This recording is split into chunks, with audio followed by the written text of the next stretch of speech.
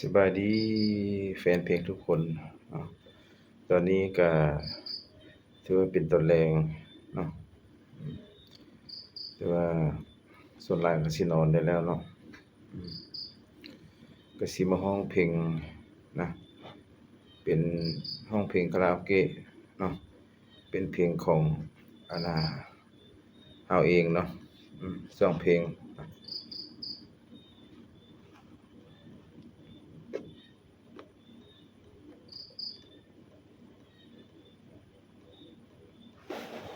มาฟังนำเดียวเบิ่งเนาะเป็นจังได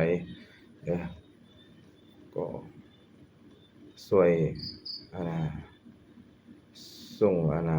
ความเห็นเนาะคอมเมนต์เนาะถ้าว่าบ่คักบ่แน่ก็สิดัดแปลงแก้ไขอ่า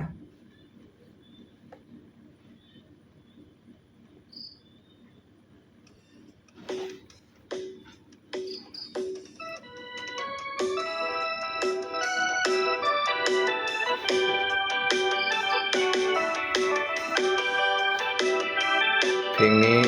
น้องอกหักกับไผ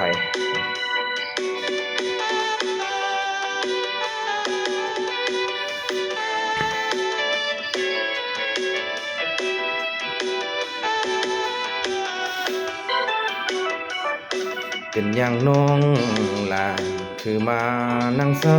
กอดเขาน้ำตาน้องเบานั่งเศร้าห้องไห้เฮ็ดหยัง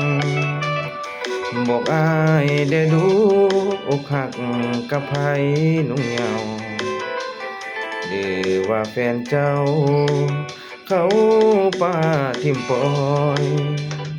บอกอ้ายเลยนะพออ้ายได้รู้ความจริงน้องเป็นผู้หญิงบ่ต้องอำอายดอกนะน้องเว้าค่อยๆชิมใส่หูอ้ายเลยนะพออ้ายฮู้ว่าวิธีทางแก้ไขเรื่องสู่เรื่องแฟนมันเป็นของธรรมดาเขาทิ่มเขาป่าย้อนว่าเขามีใหม่แล้วเขาบ่หักน้องเขาจึงบ่เว้าบ่จาเสียเถิดน้ำตาอายเป็นคนปลอบใจอายหักน้องจริงบ่หลอกบ่ลวงกันดาตั้งแต่เกิดมาบ่เคยมีแฟนจักคนหักน้องหักแท้บ่เปลี่ยนแปลงนะแม่หน้ามนต์จะหักน้องด้วยใจท่วมทนจะหักหน้ามนต์จนสิ้นชีวา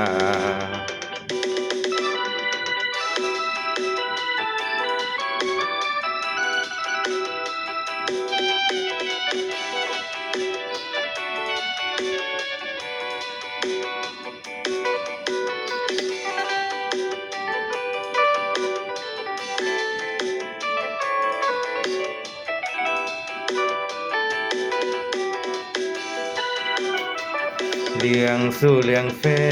นเป็นของธรรมดาเขาทิ่มเขาป่าย้อนว่า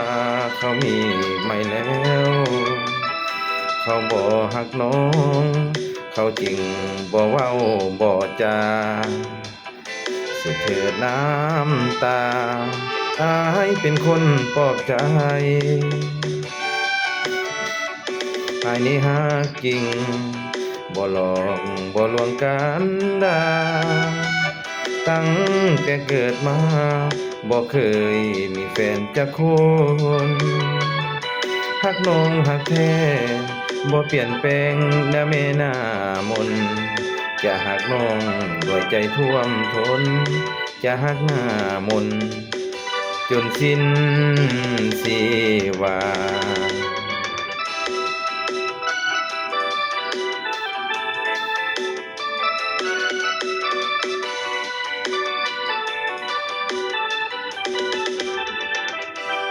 ขอบใจเด้อแฟนเพลงทุกคนเนาะที่ติดตามเนาะ